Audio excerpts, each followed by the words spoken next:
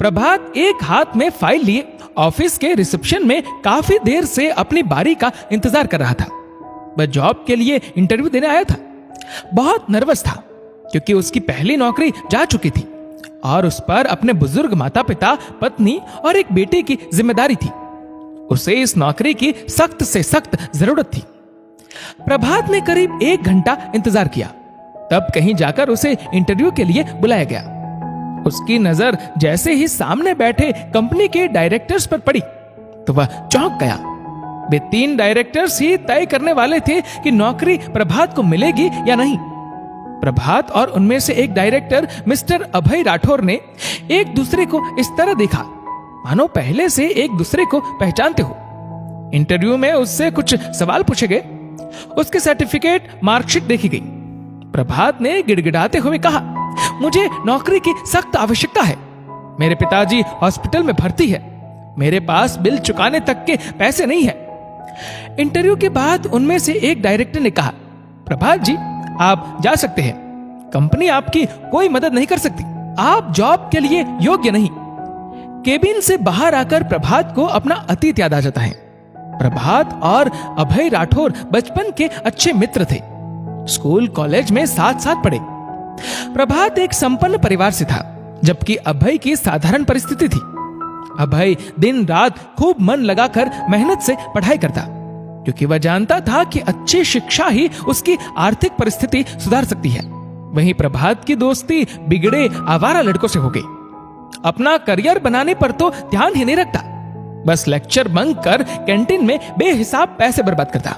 देखो मेरे दोस्त प्रभात, 4-5 साल मेहनत से पढ़ाई कर लो, जिससे तुम्हारा आगे का भविष्य सुरक्षित हो सके। यूं अपने माता पिता का पैसा और उनकी मेहनत बर्बाद मत करो।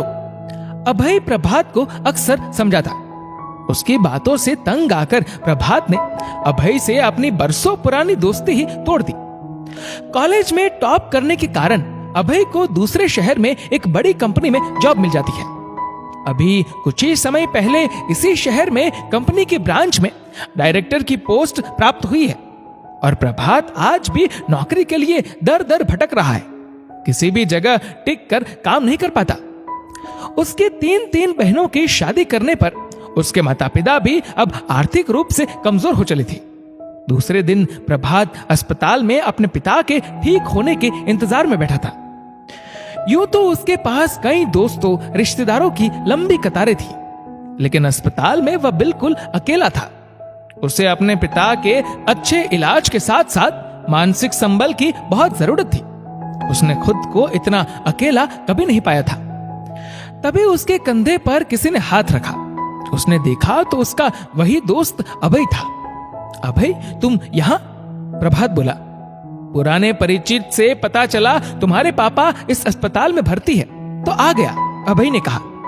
विदेश में किसी अपने को पाकर जैसे खुशी मिलती है, अभय को देखकर प्रभात को वैसे ही खुशी मिली। तुम बिल्कुल मत घबराना, सब ठीक हो जाएगा, बस अपना धैर्य मत खोना। अभय ने 5 लाख का चेक उसकी ओर बढ़ाते हुए कहा, ये चेक रख लो, इससे तुम कुछ नया काम चालू करो। माफ करना दोस्त, मैं डायरेक्टर की पोस्ट पर बैठकर भी तुम्हारी कुछ मदद नहीं कर पाया। हर इंसान में कुछ ना कुछ काबिलियत जरूर होती है, बस उसे पहचानने की जरूरत होती है। इस दोस्त की कभी भी जरूरत पड़े तो देर रात को भी फोन करने से नहीं हिचकिचाना, अभय बोला। अभय की बातों से प्रभात की आंखों से आंसू बह निकले। जब तुम्हारा बिजनेस सेट हो जाएगा तो ये रुपए मैं घर आकर तुम्हारे माँ पापा के हाथ से ही वापस लूंगा, अभय बोला। थोड़ी देर में अभय चला गया। जाते जाते वह हॉस्पिटल काउंटर पर प्रभात के पापा का एडवांस बिल भी जमा कर गया। प्रभात के दिल से अपने दोस्त के लिए दुआएं निकली। दोस्तों, दोस्ती का रिश्ता कभी भी खून के रिश्ते से कम नहीं होता। खुशकिस्मत होते हैं वह लोग जिनको सच्चे दोस्त जीवन में मिलते हैं। इसलिए किसी भी कीमत पर अपने दोस्त से दोस्ती मत तोड़ना। ये वो नायाब मोती होते हैं जो बिकते नहीं। इस वीडियो को लेकर आपकी क्या राय है, नीचे कमेंट करके जरूर बताएगा। और अगर आपको वीडियो अच्छा लगा हो तो इस वीडियो को लाइक करेगा और शेयर करेगा ज्यादा से ज्यादा लोगों तक। और ऐसे ही और भी इंस्पिरेशनल वीडियोस के लिए सब्सक्राइब करें हमारे यूट्यूब चैनल को और फेसबुक पर फॉलो करें हमारे पेज को। धन्यवाद।